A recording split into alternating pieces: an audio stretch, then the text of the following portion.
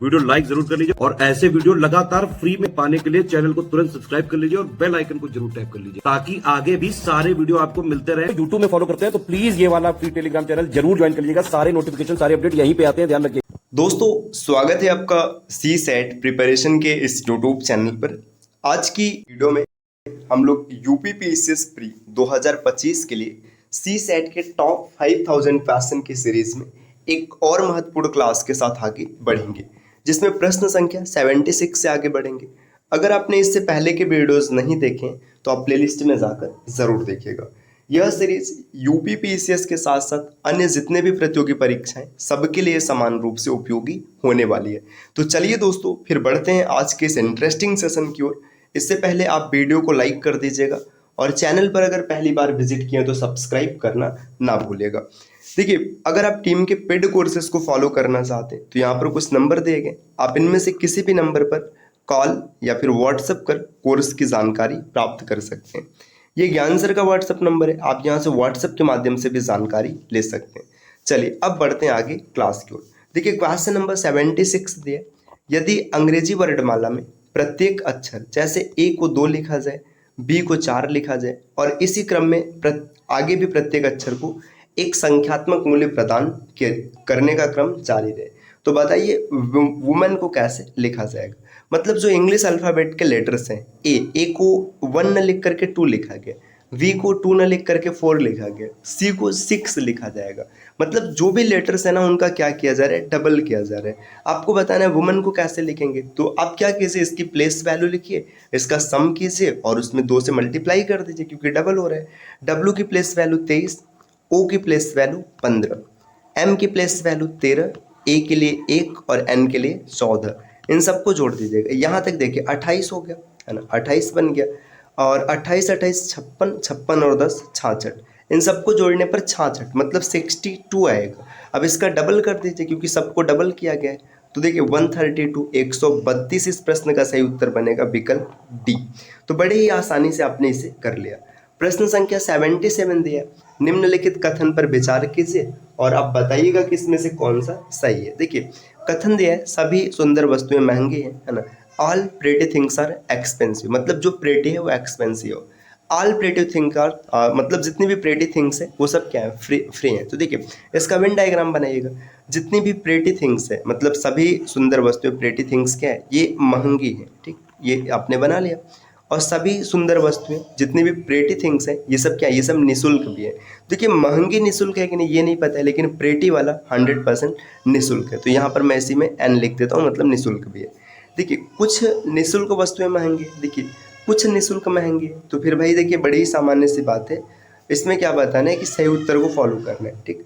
देखिए, कुछ निःशुल्क वस्तुएं महंगी, देखिए कुछ निःशुल्क ऐसी हैं जो कि महंगी है, ठीक, ये सही बनेगा भाई।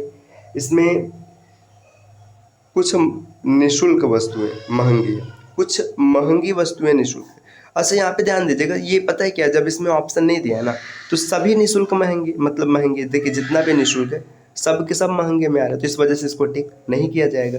क्योंकि देखिए फॉलो तो करेगा, अगर मतलब सम की बात करें तो फॉलो करेगा, लेकिन वहाँ पे वैसा ऑप्शन नहीं दिया, तो एकदम सटीक आपको ढूंढना है जो 100% सही हो। सम एक्सपेंसिव मतलब कुछ महंगे ऐसे जो कि फ्री हैं। देखिए, यहाँ पर ये इतने एक्सपेंसिव वाले ये सब है, मतलब मैंने एम लिखा है मतलब महंगा पूरा है, इसमें से कुछ क्या है, निःशुल्क है, कुछ फ्री है, तो ये बिल्कुल सही हो जाएगा। बाकी यहाँ पर जब ये सही हो गया, देखिए ये आगे देखने की आवश्यकता ही नहीं है। देखिए, इसमें क्या होता है, अगर ऑप्शन दिया रहता है कि 1 और 2 फॉलो, 2 और 3 फॉलो, तो इसका आंसर कुछ अलग बनता है, क्योंकि जो निःशुल्क था वो भी महंगे के दायरे में आ रहा था, लेकिन आपको 100% एक्यूरेट देखना था, क्योंकि इसी 4 में से सेलेक्ट करना है, इसलिए हमने बी को सही किया है। प्रश्न संख्या 78 और 79 के लिए यहाँ पर कुछ निर्देश दिए गए कि कुछ पद रिक्त हैं, आपको बताना है कि उसके स्थान पर क्या आएगा, ठीक। तो फिर चलिए हम लोग इसको ढूंढने का प्रयास करते हैं क्या आएगा। देखिए, यहाँ पर बी दिया, बी के बाद एम दिया, फिर एक्स दिया, आगे आपको बताना। देखिए, बी की प्लेस वैल्यू 2, एम की प्लेस वैल्यू 11 है ना, मतलब 11, अरे क्या मैं लिख रहा हूँ यार, 13 है ना, 11 का गैप है, ठीक। इसके बाद देखिए एक्स की प्लेस वैल्यू देखेंगे तो यहाँ पर देखेंगे 24, फिर से 11 का गैप हो गया, तो आगे अगर आप 11 का गैप लेंगे तो 24 में 11 जोड़ेंगे तो आपको 35 मिल जाएगा। 35 को हम 26 से माइनस करेंगे तो पता चलेगा 9। इसका मतलब यहाँ पर जब आप लिखेंगे ना आई लिखा जाएगा, देखिए क्या हो रहा है, 11-11 का गैप चल रहा है, तो आपने आई लिख दिया। ठीक, इसके बाद एच की प्लेस वैल्यू 8 होती है। ठीक, एच के 8 के बाद इसके बाद देखिएगा जो एस लिखा है ये इसकी प्लेस वैल्यू 19 होता है, और डी की प्लेस वैल्यू 4 है, 4 में 11 जोड़ेंगे 15 मतलब ओ। आई और ओ ऑप्शन ए में दिखा, टिक करिए, आगे बढ़िएगा। अगला प्रश्न दिया है, बी को 2 लिखा गया, डी को 4 लिखा गया, जी को 7, के को 11। यहाँ पे देखिए क्या पता चल रहा है कि अच्छा यहाँ पे इसी सीक्वेंस को आगे बढ़ाना है। बी को 2 लिखा गया, डी को 4 लिखा गया, जी को 7 लिखा गया। मतलब देखिए बी था, बी के बाद 2 जोड़ा गया, फिर 3 जोड़ा गया, फिर 4 जोड़ा गया, तो के में अब 5 जोड़ेंगे। तो के में अगर हम लोग 5 जोड़ेंगे तो 11 और 5 16, मतलब पी 16 आएगा। ठीक, 16 और 6 22, मतलब वी 22 दिखेगा। तो आसानी से आप टिक कर पाएंगे, विकल्प सी इस प्रश्न का उत्तर बन जाएगा।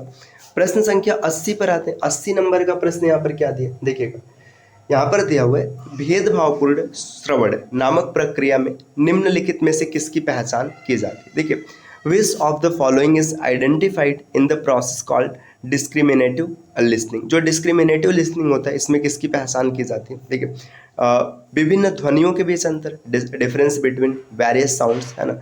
अब आगे दिया विभिन्न ध्वनियों के बीच समानताएं। अब भाई यहाँ पर मतलब पहचान है तो फिर अंतर ही किया जाएगा, है ना। तो विकल्प ए इस प्रश्न का उत्तर बन जाएगा, विभिन्न ध्वनियों के बीच अंतर, जो डिस्क्रिमिनेटिव लिसनिंग होती है उसमें। इसमें डिस्क्रिमिनेटिव लिसनिंग क्या होता है ये सब हम लोग थियोरेटिकल क्लास में चीज़ों को विस्तार से समझेंगे।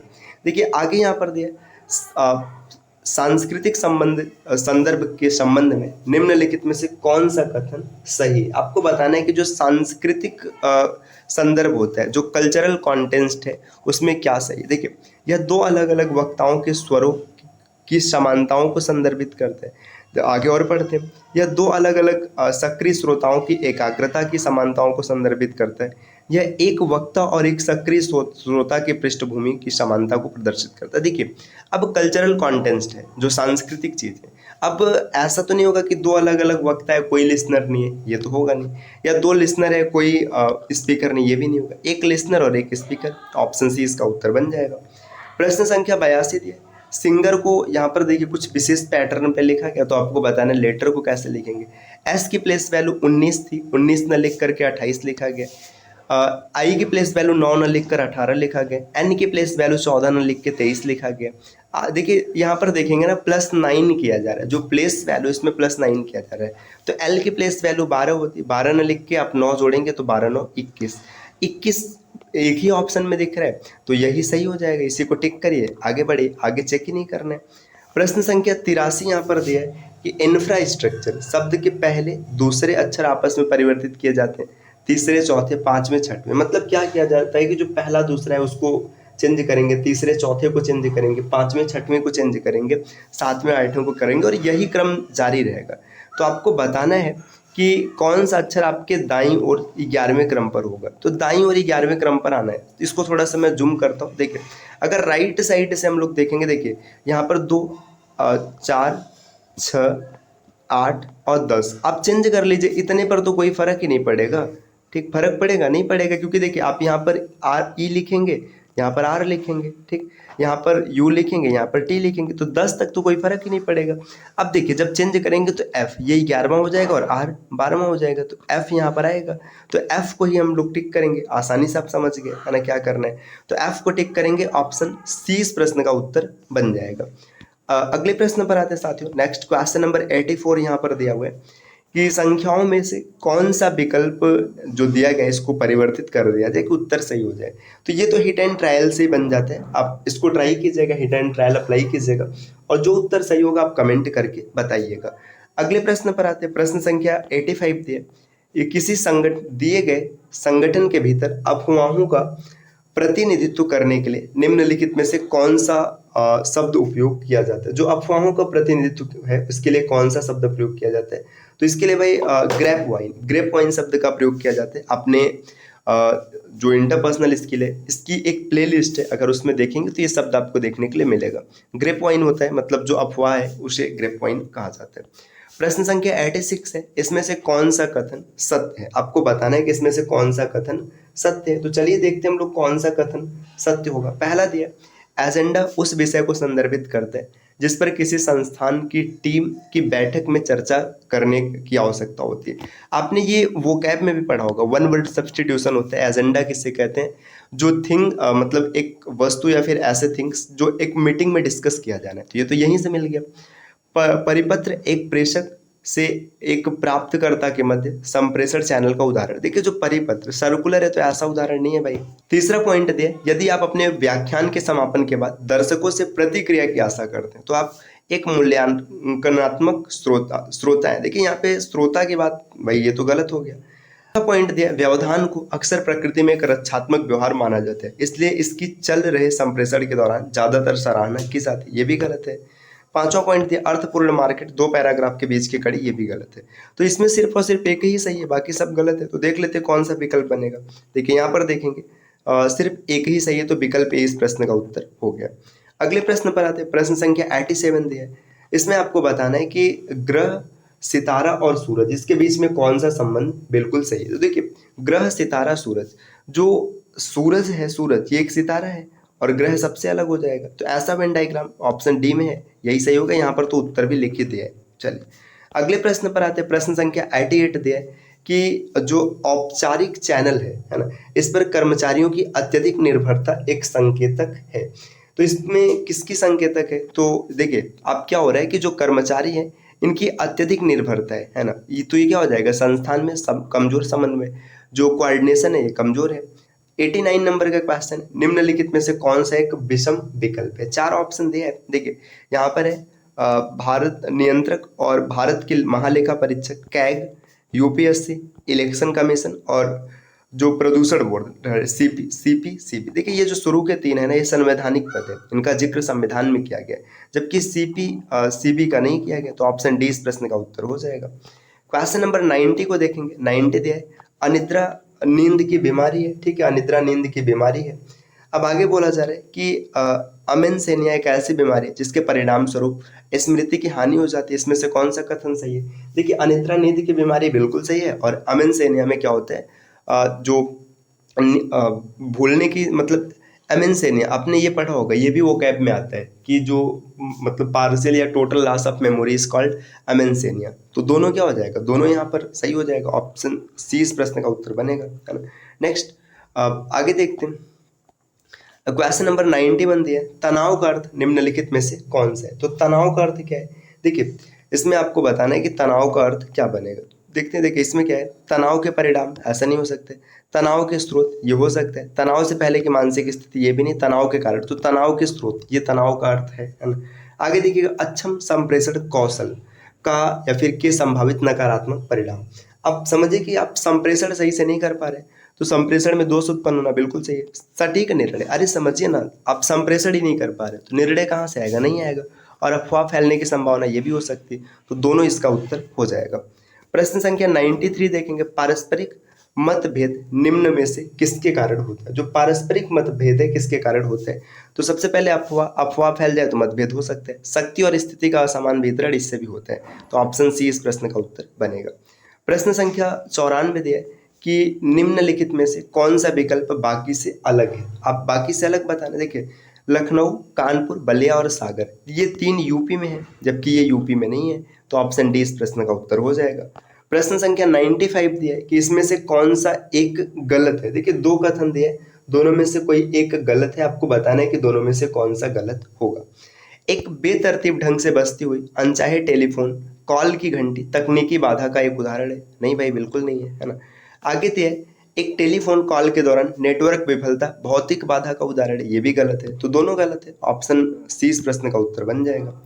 अगले प्रश्न पर देखते हैं, है ना।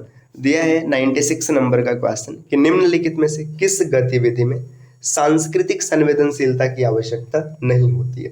देखिए सांस्कृतिक संवेदनशीलता नहीं चाहिए, किसी से यादृच्छिक स्थान पर जाकर मिलना भाई चाहिए, है ना। आगे अपने मतलब गृह राज्य के बाहर कंपनी की अन्य शाखा कार्यालय में कंपनी की एक बैठक में भाग लेना, ये भी है। अपने बचपन के दोस्त से मिलने उसके घर जाना, इसमें कोई सांस्कृतिक संवेदनशीलता की आवश्यकता नहीं है, विकल्प सी इस प्रश्न का उत्तर बन जाएगा। क्वेश्चन नंबर 97 दिया, निम्नलिखित में से कौन सा चिंता का एक लक्षण है? तो आपको बताना है कि इसमें से कौन सा एक चिंता का लक्षण है। व्यक्ति हमेशा चिंता के कारण के बारे में सोचता रहता है, ठीक, ये हो सकता है। व्यक्ति सामान्य से अधिक या कम खाना शुरू कर, ये तो फिर भाई है नहीं। सामान्य से सोना, ये भी नहीं है ना, अलग थलग, ये भी नहीं। देखिए, जो चिंता का कारण है इसके बारे में सोचना, यही चिंता का एक लक्षण है।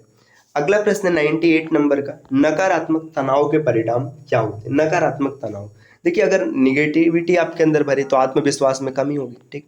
नियमित काम के दौरान भी सक्रियता और रुचि की कमी होगी, दोनों होगा। तो ऑप्शन सी इस प्रश्न का उत्तर बनेगा, ए और सी दोनों सही हो जाएगा। क्वेश्चन नंबर 99 दिया है कि डिकोडिंग एक ऐसी तकनीकी है जो पाठकों को निम्नलिखित में से किसमें समानता स्थापित करने में सहायता करती है। देखिए, डिकोडिंग में किसमें समानता स्थापित होती है? वाक्य, पैराग्राफ, नहीं भाई। अक्षर, वाक्य, ये भी नहीं। अक्षर और ध्वनि, तो ऑप्शन सी इस प्रश्न का उत्तर बन जाएगा। क्वेश्चन नंबर 100 यहाँ पर दिया गया। इसमें क्या है कि एक निर्देश है और यहाँ पर ये डायरेक्शन डिस्टेंस का प्रश्न है ना। इसमें दिया बिंदु बी जो है क्यू के पूर्व में 9 मीटर की दूरी पर स्थित है, आर जो है पी के दक्षिण में 5 मीटर की दूरी पर है।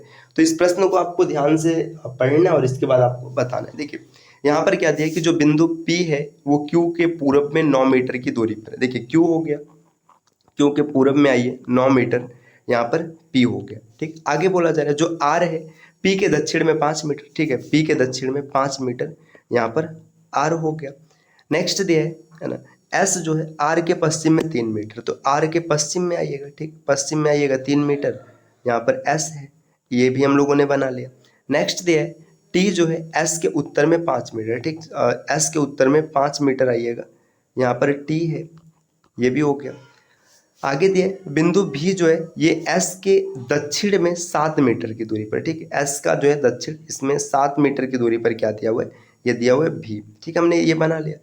प्रश्न दिया है कोई व्यक्ति बिंदु आर से यहाँ है पश्चिम की ओर 8 मीटर सीधी रेखा में चलता है, ठीक, 8 मीटर चलने का मतलब 5 मीटर और चला लीजिए, है ना। तो यहाँ पर आ गया, तो निम्नलिखित में से कौन सा बिंदु वह पार करेगा, ठीक।